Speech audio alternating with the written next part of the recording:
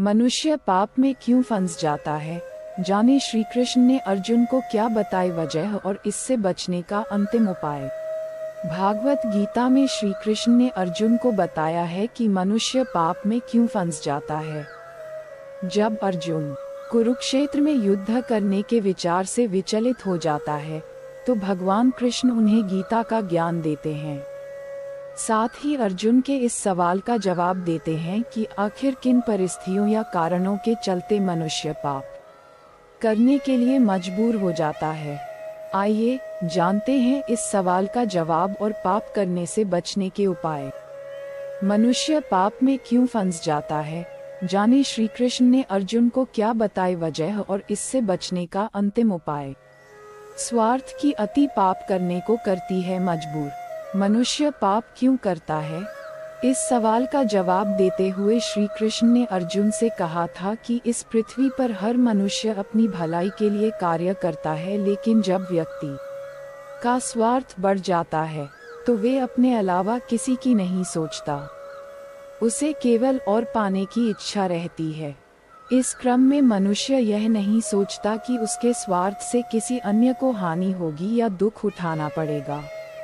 उसकी संवेदनाएं मरती जाती है और उसे दूसरों के दुख में भी सुख ही दिखता है। वासना और मोह से अंधा हो जाता है मनुष्य।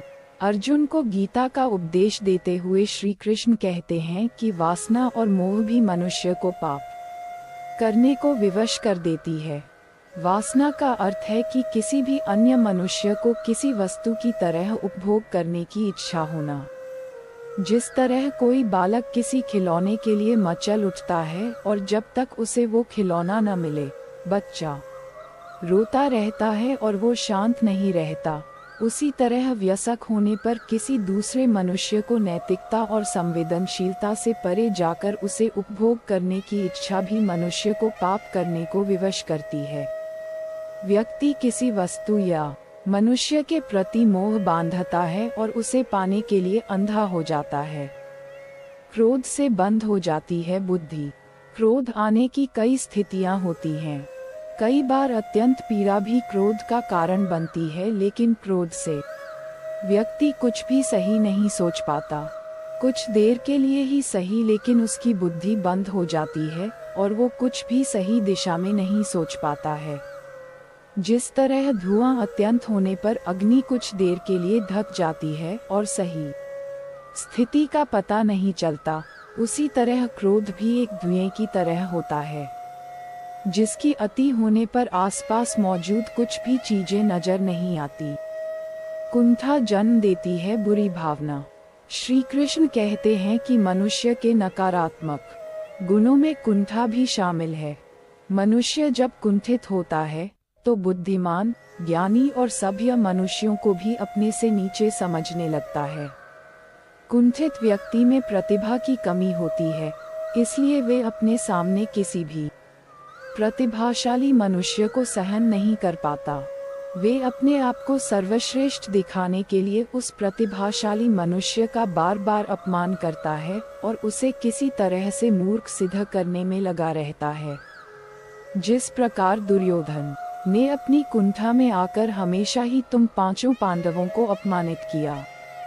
अर्जुन ने पूछा, पाप से कैसे बचा जा सकता है? इन सभी बातों को सुनकर अर्जुन ने श्री कृष्ण से सवाल पूछा कि पाप से कैसे बचा जा सकता है। इसका जवाब देते हुए श्री कृष्ण ने कहा कि प्रत्येक मनुष्य को सबसे पहले अपनी सभी नकारात्मकताओं को मन से निकाल देना चाहिए। मनुष्य को प्रारंभ के साथ अपने अंत का ज्ञान होना भी बहुत आवश्यक है। धरती पर हर मनुष्य की एक निश्चित आयु है, कोई भी अमर नहीं है।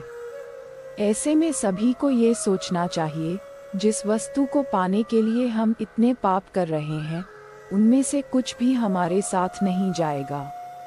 व्यक्ति को आसक्ति यानी किसी भी वस्तु के लिए अत्यधिक लगाव नहीं रखना चाहिए। वहीं विरक्ति के भाव को भी खुद पर हावी नहीं होने देना चाहिए। सही गलत की पहचान होना और इस विवेक को हमेशा बनाए रखने से ही पाप करने से खुद को रोका जा सकता है। यही पाप करने से बचने का अंतिम उपाय है।